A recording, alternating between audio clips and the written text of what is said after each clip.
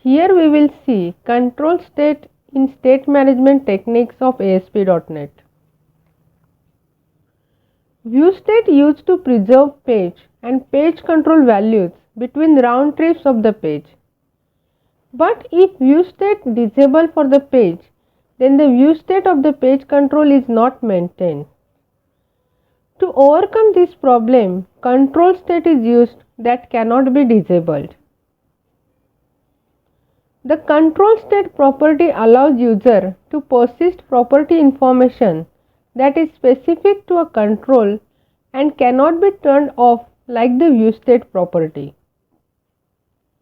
By default, the ASP.NET Framework stores control state in the page hidden field same as view state.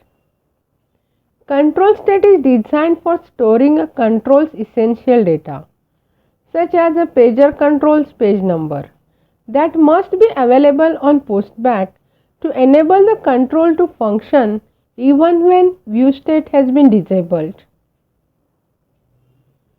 Even if view state is disabled or when state is managed using session, control state travels to the client and back to the server in the page.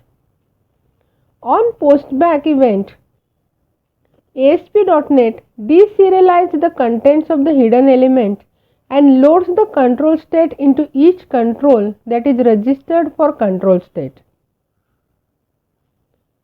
Use control state only for small amounts of critical data that are essential for the control across postbacks.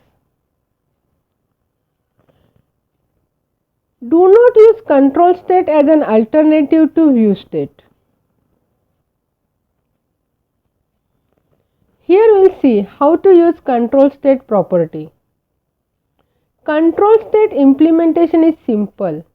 First, override the onInit method of the control and add a call for the page.register requires control state method with the instance of the control to register. And then override the load control state and save control state in order to save the required state information.